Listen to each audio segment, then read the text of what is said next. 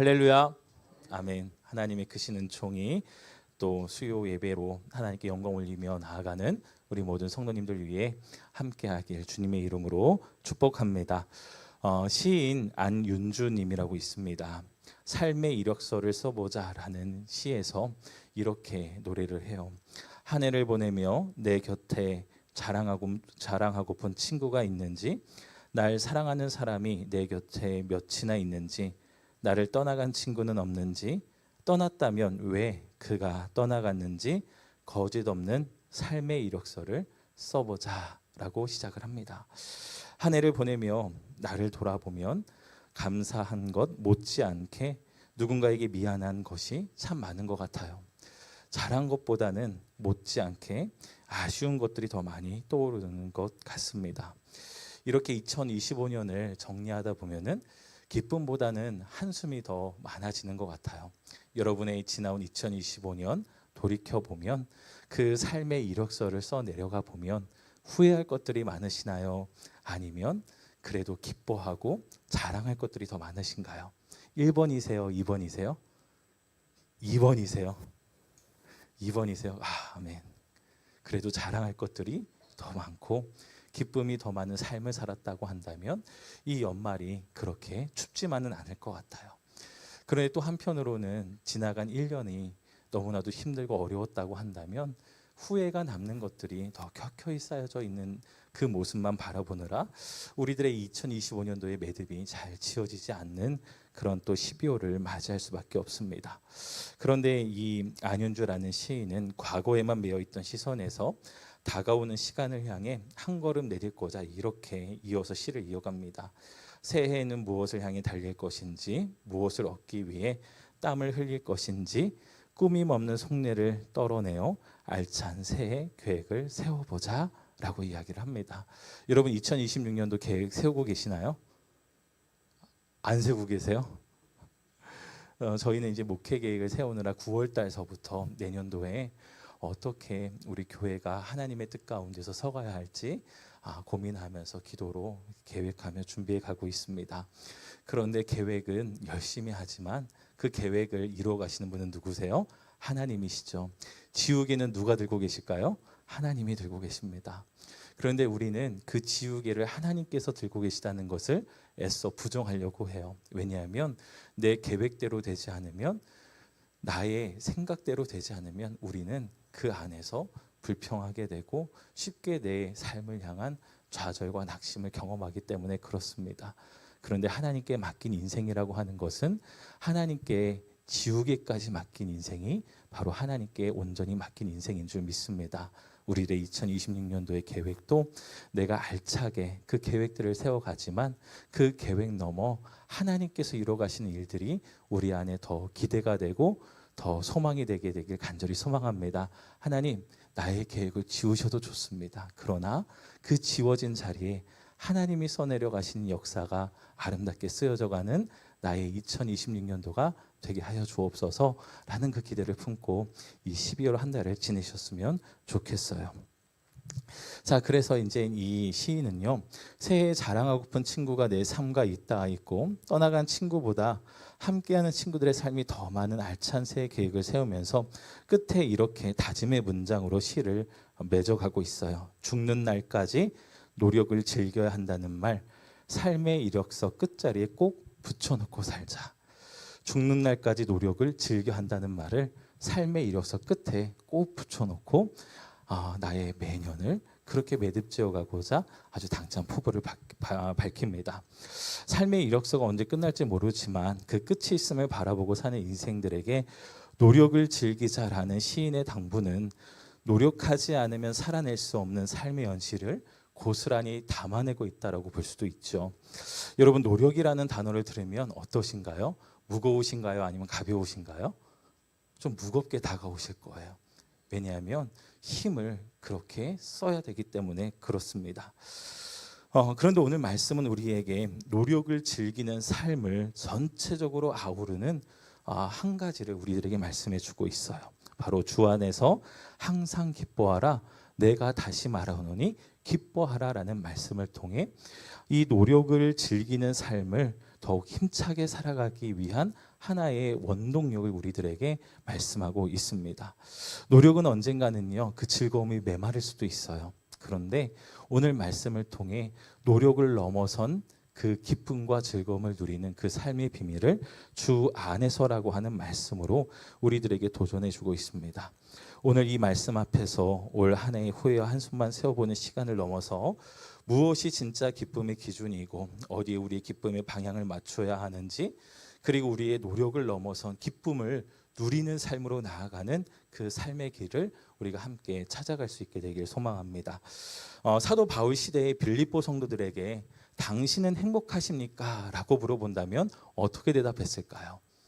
아마 이렇게 대답했을 것 같아요.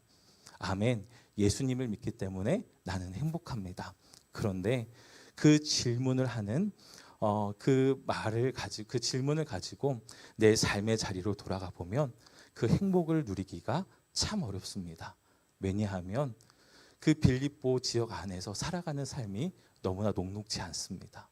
계속 박해가 오고 계속해서 날선 시선들이 다가오고 예수님을 믿는 믿음 때문에 나는 너무나 많은 손해를 보고 살아가는 그 삶을 살아가야 되기 때문에 그 행복을 누리기가 참 어려운 삶이 나의 삶이 되어버렸습니다. 그런데 주님 안에 있으면 저는 행복을 느낍니다. 근데 여기서 주님 안에서 누리는 나의 삶의 행복이 나의 삶의 경계 밖으로까지 이어졌으면 좋겠습니다 라고 하는 그 고백을 할 것 같아요. 여러분 어떠십니까? 여러분 지금 박해받고 계시나요? 아니죠. 그리고 우리가 교회를 다닌다고 해서 누군가 사회적으로도 뭔가 제지를 하거나 그런 건 없습니다. 물론 우리의 코로나 시기에는 그런 부분들이 있었지만, 그런데 여러분 여전히 우리 이 땅 가운데는, 이 열방 가운데는 예수님을 믿는 믿음 때문에 죽어가는 영혼들이 굉장히 많습니다. 제가 유튜브에서 나이지리아에 계신 목사님이 이제 기독교인들을 이제 총살해서 이제 묻은 그 현장에서 울부짖으면서 외치는 그 영상을 보게 됐어요. 굉장히 충격받았습니다. 하나님, 이게 지금 오늘날 일어나고 있는 일입니까?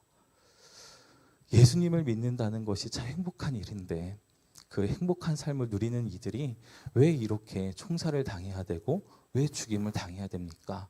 라고 하는 그 마음이 제 마음속에 콕 들어오더라고요. 근데 당시 빌립보 교회 교인들에게도 예수님을 믿고 살아가는 그 삶은, 그 믿음은 너무나 행복한데 그 삶에 마주해야 할 여러 가지 고난과 박해들은 녹록지 않았다라고 하는 거죠. 그런데 그런 상황 가운데서 사도 바울에게 이렇게 질문을 만약에 해보면 어떻게 대답을 할까요? 사도 바울 선생님, 우리가 주님 안에서 살아가는 삶은 너무나 행복한데 내 삶에서 마주하는 그 고난과 핍박 가운데서 나는 어떻게 하면은 행복을 누릴 수 있을까요? 그렇게 질문을 한다면 사도 바울은 오늘 말씀처럼 똑같이 이야기를 할 수밖에 없다라고 하는 것이죠. 오늘 4장 4절 말씀을 같이 한번 읽겠습니다. 시작. 주 안에서 항상 기뻐하라. 내가 다시 말하노니 기뻐하라. 주 안에서 항상 기뻐하라. 이거는 내가 당신들에게 가르친 말씀이고 복음입니다.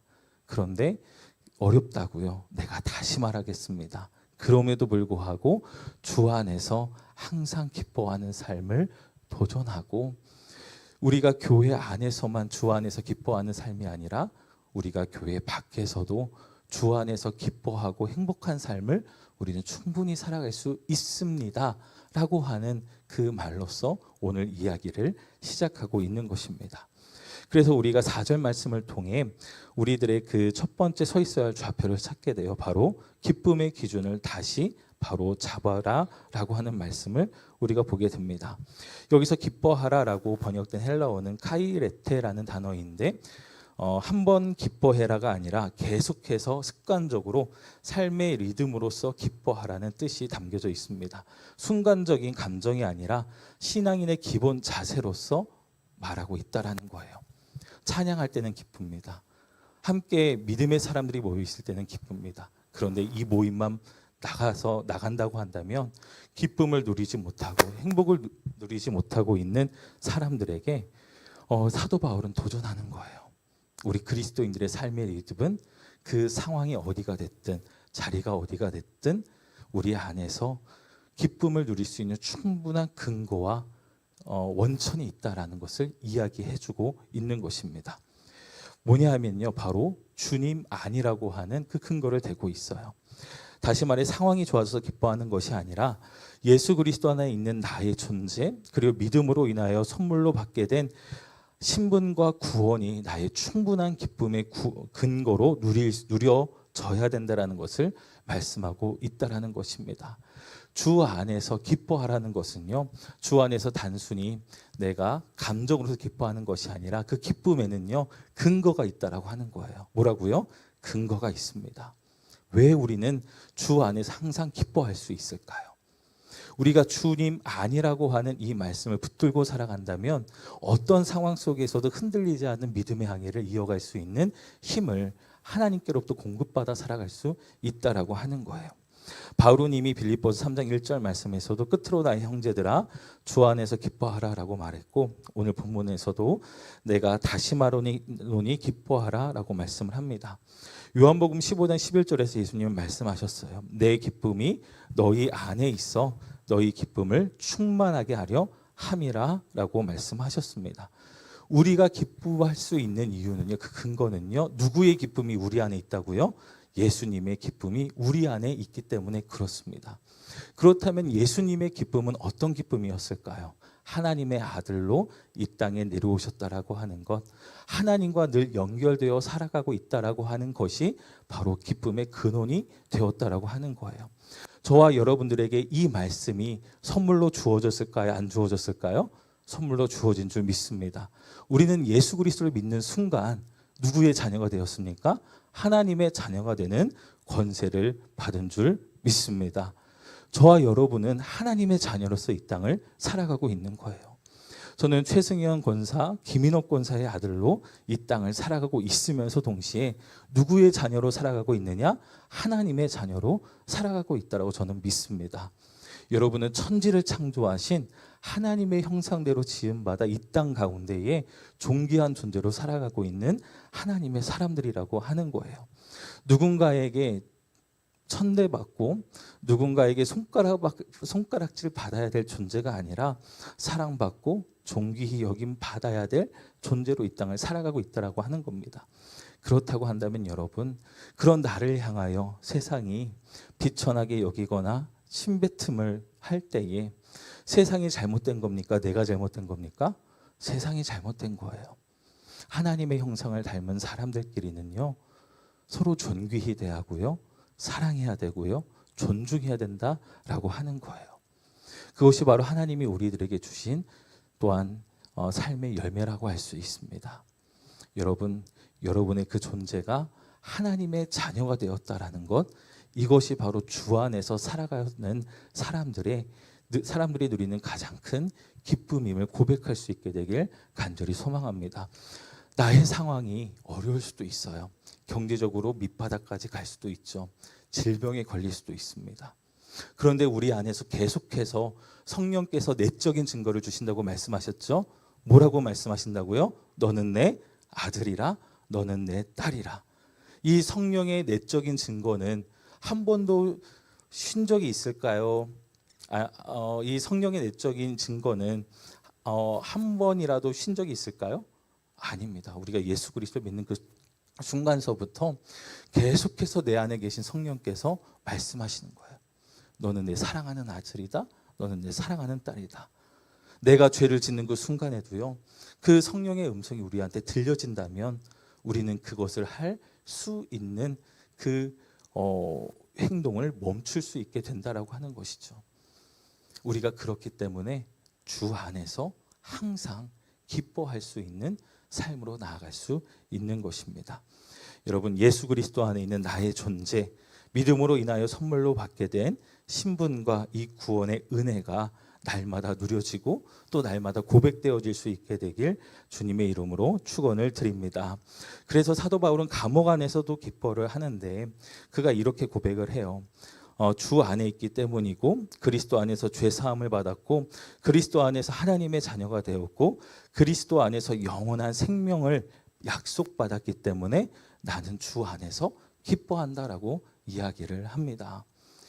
여러분, 우리들의 삶이 정말 주 안에서 날마다 기쁨을 고백할 수 있는 삶이 되길 주님의 이름으로 축원을 드립니다. 자, 그리고 기쁨은요, 관계 속에서 관용으로 드러나게 되는데요. 5절 말씀을 우리 같이 함께 읽겠습니다. 시작. 너희 관용을 모든 사람에게 알게 하라. 주께서 가까우시니라. 아멘. 사도 바울은 갑자기 기쁨에서 관용으로 주제를 옮기는 것처럼 보입니다. 그러나 사실은 이어져 있어요. 참된 기쁨은 관계 속에서 성품으로 드러나게 됩니다. 여기서 관용이라고 번역된 헬라어 에피에케스는요, 온유, 너그러움, 관대함이라는 의미를 갖고 있습니다. 단순히 성격이 약하고 만만하고 할 말도 못하는 사람이라는 뜻이 아니에요. 오히려 자기 권리를 끝까지 주장할 수 있지만 사랑 때문에 한 걸음 물러설 줄 아는 태도를 가리키는 말이 바로 관용입니다. 우리가 관용의 삶을 살아가는 사람들을 향하여 우습게 보는 경향이 있어요. 그런데 여러분, 우습게 보여진 것이 아니라 그 관용을 베풀고 관용의 삶을 살아가는 것은요, 그 사람이 어떻게 해요? 한 걸음 뒤로 물러설 수 있는 그 마음을 가졌기 때문에 그 관용을 보인다라고 우리가 생각할 수 있어야 된다라고 하는 거예요. 너희 관용을 모든 사람에게 알게 하라는 말씀은요, 주 안에서 기뻐하는 사람이라면 그 기쁨이 관계 속에 온유함과 너그러움으로 드러나야 된다라고 하는 뜻입니다. 알게 하라라고 하는 이 표현은요, 바로 너희의 관용이 사람들에게 자연스럽게 드러나고 알려지도록 살라라고 하는 명령이라고 할 수 있어요. 우리 안에 있는 기쁨이 입술의 고백만이 아니라 실제 인간관계에서 드러나야 한다라는 것입니다. 그리스도인은요, 내 인격으로 살아가는 사람들이 아니에요. 누구의 인격으로 살아가야 됩니까? 예수님의 인격으로 살아가는 사람들입니다. 그런데 우리는 그 인격을 100% 요구하는 그런 우를 범하기도 해요. 그런데 여러분, 우리가 기억해야 할 것은요, 우리 철원 엘림교회뿐만이 아니라 모든 교회에 다니는 그리스도인들은요, 주님 안에서 자라가고 성장해 가는 사람들입니다. 아직 예수 그리스도의 인격이 그 삶 가운데 나타나지 않았다 하더라도 그것 때문에 그 사람을 정죄하거나 판단하는 우를 범해서는 안 된다라고 하는 거예요. 우리 안에 예수 그리스도의 인격이 나타나고 성장하고 또 그 인격으로 살아가려면 그 거룩의 시간을 우리가 계속해서 살아가는 삶의 도전들이 필요하다라고 하는 겁니다. 예수 그리스도를 믿고 하나님의 자녀가 되었다는 이 신분의 변화로 인하여 우리가 기쁨을 누리고 있다고 한다면, 내가 영생의 소망 가운데 하나님 나라의 유업을 받은 하나님의 사람이라고 한다면 우리들의 삶 가운데 예수님의 인격이 날마다 조금씩 더해져가는 삶이 되길 간절히 소망합니다. 주 안에서 기뻐하는 것은 그냥 단순히 내가 주님 안에서 기뻐하기 때문에 교회 안에서만 기뻐하는 삶을 살아야지, 이게 아니라는 거예요. 내가 살아가는 일상의 자리에서 주님 안에서 기뻐하는 그 삶이 다른 사람들을 향하여 관용이라고 하는 창고를 통해 예수님의 인격을 드러내는 삶, 이것을 지금 사도 바울은 이야기를 하고 있는 겁니다. 그런데 이 당시 상황이 어땠다고 말씀드렸어요? 그리스도인들이 빌립보 안에서 살아가기에는 너무나도 힘든 삶이었습니다. 그럼에도 불구하고 관용을 베풀라고 하는 거예요. 한 걸음 더 뒤에 물러서서 그 사람들에게 너희들의 그 너그러움과 온유함을 나타내라 라고 이야기를 합니다. 그런데 이게 참 잘 되지는 않더라고요. 저 역시도 여전히 그 땡땡함이 남아 있어서 이런 부분들이 참 잘 되지 않을 때가 있습니다. 그럼에도 불구하고 우리는 그렇게 나의 관용을 이제 사람들에게 자연스럽게 이 관용이라는 창고를 통해 예수님의 인격을 드러내도록 하는 그 성화의 삶을 부단히도 우리는 살아내야 할 그런 책임이 있다라고 하는 거예요. 오늘 우리의 삶을 바라보면 주 안에서 기뻐하라는 말씀을 우리가 정말 실천하고 나가게 될 때에 저와 여러분의 그 삶 가운데서 주 안에서 기뻐하는 삶이 다른 사람들에게 이 관용이라는 창고를 통해 예수 그리스도의 인격을 드러내는 삶이 되길 주님의 이름으로 축원을 드립니다. 그리고 세 번째, 주 안에서 기뻐하는 삶의 좌표는요, 염려를 기도로 바꿔가는 삶이라고 오늘 말씀 우리들에게 알려주고 있어요. 우리 6절과 7절 말씀을 보면 이런 말씀이 있죠. 아마 우리 모든 성도님들이 이 말씀 정말 사랑하실 거예요. 우리 같이 한번 다시 읽겠습니다. 아무것도 염려하지 말고 다만 모든 일에 기도와 간구로 너희 구할 것을 감사함으로 하나님께 아뢰라. 그리하면 모든 지각에 뛰어난 하나님의 평강이 그리스도 예수 안에서 너희 마음과 생각을 지키시리라. 아멘. 여기서 아무것도 염려하지 말라라고 말씀합니다. 여기 염려하다라는 그 헬라어는요, 메림나테라는 단어를 썼는데 마음이 찢겨 여러 갈래로 나뉘다라는 어원을 갖고 있습니다. 염려는 그렇게 우리의 마음을 찢는다라고 하는 거예요.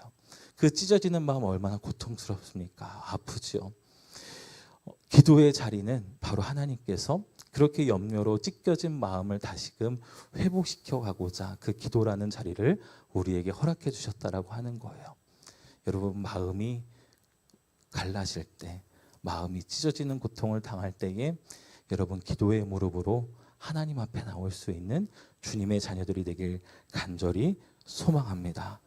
아무것도 염려하지 말고 다만 모든 일에 기도와 간구로 너희 구할 것을 감사함으로 하나님께 아뢰라고 말씀하고 있어요. 근데 여러분, 우리가 하나님께 아뢰서 감사할 게 아니라 오늘 말씀의 순서를 보면요, 기도와 간구를 할 때 먼저 뭐 하는 거예요? 감사함으로 하나님께 아뢰라라고 말씀하고 있어요. 우리 오늘 허건사님께서 기도하실 때에 정말 많은 단어가 쓰여졌어요. 감사라고 하는 단어. 우리는 그렇게 감사하면서 기도로 하나님께 아뢰는 삶을 먼저 도전해야 된다라고 하는 거예요. 자, 우리는 기대합니다. 이렇게 아무것도 염려하지 말고 다만 모든 일에 기도와 간구로 너희 구할 것을 감사함으로 하나님께 아뢰면 우리들의 염려와 그리고 모든 일에 기도와 간구로 간절히 하나님께 아뢰던 그 모든 것들을 하나님은 응답해 주실 거야. 예스라는 응답으로만 해 주실 거야 라고 하는 기대가 있다라고 하는 거예요. 우리는 하나님 앞에 기도할 때에 나의 기도가 다 이루어지길 원하는 마음으로 기도를 합니다. 여러분 다 그러실 거예요. 하나님, 내가 이 기도를 드리면 하나님 이 기도에 응답해 주옵소서. 이 응답해 주옵소서라는 기도의 그 마음에는요, 예스라는 응답이 전제되어 있어요. 그런데 여러분, 하나님은 우리들의 그 기도에 예스라는 응답도 주실 수 있고요, 노라는 응답도 주실 수 있고요, 기다리라는 응답도 주실 수 있습니다. 하나님은 우리들의 기도에 100% 응답하세요. 노라는 응답도요, 기다리라는 응답도요, 다 응답이에요. 자, 그런데 오늘 말씀을 보면 우리가 기대하는 바와 다르게 그렇게 하나님께 감사함으로 아뢰는 그 사람들에게 주시는 하나님의 은혜가 또 기록되어 있어요. Yes, No, Wait이라고 하는 그 기도의 응답에 더한 또 하나의 응답을 주신다는 것이 오늘 말씀에 기록되어 있습니다. 7절 말씀이에요. 그리하면 모든 지각에 뛰어난 하나님의 평강이 그리스도 예수 안에서 너희 마음과 생각을 지키시리라. 아멘. 평강을 주신다는 거예요. 여러분, 기도할 때에 하나님의 평강을 누릴 수 있는 저와 여러분들이 되길 간절히 소망합니다. 이 평강은요, 기도의 그릇에 모든 것을 꾹꾹 눌러 담아 완전히 하나님께 올려드린 사람만이 그 비어진 그릇에 평강을 담아 내려주시는 그 은혜를 누릴 수 있다라고 하는 거예요. 우리가 기도할 때에 하나님께 완전히 맡겨드리는 기도를 하길 간절히 소망합니다. 우리가 병들었을 때 하나님, 왜 안 낫습니까? 왜 안 낫습니까? 우리의 기도가 매일같이 이런 기도가 된다고 한다면 우리의 기도는 하나님께 다 맡기는 기도예요? 아니라는 거예요. 하나님, 나의 생명 온전히 하나님께 맡겨드립니다. 나의 생명 하나님이 붙들고 계시기 때문에 나는 이 시간 주님의 평화를 누리기를 원합니다. 나의 삶은 여기서 끝이 아니라 하나님 나라를 향한 영생의 길을 나는 걸어감을 믿습니다. 하나님, 그 믿음 가운데 나에게 평강을 주옵소서 라는 기도로 나아가는 거죠. 여러분, 기도하고 돌아갈 때 염려가 더 많아지세요? 아니면 마음이 편해지십니까? 아마 두 개의 감정이 막 교차되실 거예요. 바라기는 여러분의 기도의 자리가, 그리고 기도를 한 뒤에 돌아가는 그 발걸음이 오늘 주시는 하나님의 평강의 은총을 충만히 누리는 기도의 자리가 되길 주님의 이름으로 축원을 드립니다. 그런데 여기에 너무나 중요한 것을 우리에게 담아주세요. 그리스도의 평강이 그리스도 예수 안에서 너희의 뭐와 뭐를 지키신다고요? 마음과 생각을 지켜주신다. 할렐루야.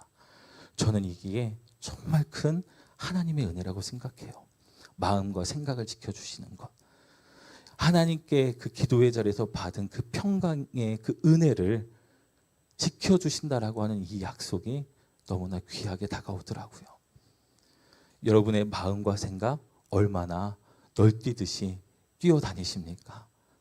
오늘 이렇게 평강을 누린다 하더라도요, 내일이면 또 그 평강이 메마른 것처럼 싹 증발할 때 우리는 또 한없이 또 하나님을 향한 원망의 자리에 설 때가 있다라고 하는 거예요. 여러분, 기도할 때 하나님, 그리스도 예수 안에서 나의 마음과 생각을 지켜 주옵소서. 그 평강 주셨으면 그 평강의 은총 가운데 내일도, 내일 모레도, 한 달도 그 평강 가운데 살아갈 수 있도록 내 마음과 생각을 지켜 주옵소서. 그 은혜를 누리며 사는 삶이 되길 원합니다 라는 기도로 나아갈 수 있게 되길 간절히 소망합니다. 그러면 이 웨이시라고 하는 기다림의 시간도요, 우리가 기쁨 가운데 걸어갈 수가 있어요.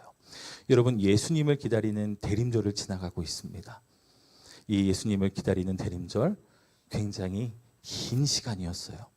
우리는 유대인들의 수백 년 기다림의 시간을 응축해서 우리는 21일의 대림절의 시간을 보내고 있습니다. 여러분, 우리가 걸어가는 이 21일의 대림절의 시간은요, 수백 년의 시간을, 어쩌면 1000년 가까이 되는 시간을 응축한 시간을 우리가 살아가고 있어요.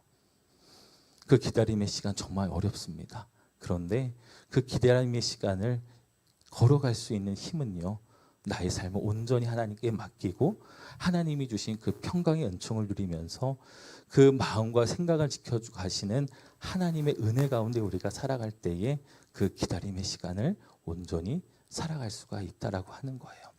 저와 여러분의 그 시간이 정말 하나님이 주신 그 평강의 은총을 누리는 저와 여러분들이 되길 바라고, 그 마음과 생각을 지켜가시는 하나님의 은혜 가운데 거하는 저와 여러분들의 삶이 되길 주님의 이름으로 축원을 드립니다. 우리는 다시 오실 주님을 기다리는 삶을 살아가고 있어요. 그날은 곧 옵니다. 우리는 그 시간을 기다려가면서 하나님의 평강 가운데 마음과 생각을 지켜가시는 그 하나님의 응답을 누리며 살아가는 그리스도인인 줄 믿습니다. 하나님의 때에 하나님의 방법으로 하나님이 이루실 일들을 기대하면서 정말 주 안에서 기뻐하는 삶을 살아가는 저와 여러분들이 되길 주님의 이름으로 축원을 드립니다.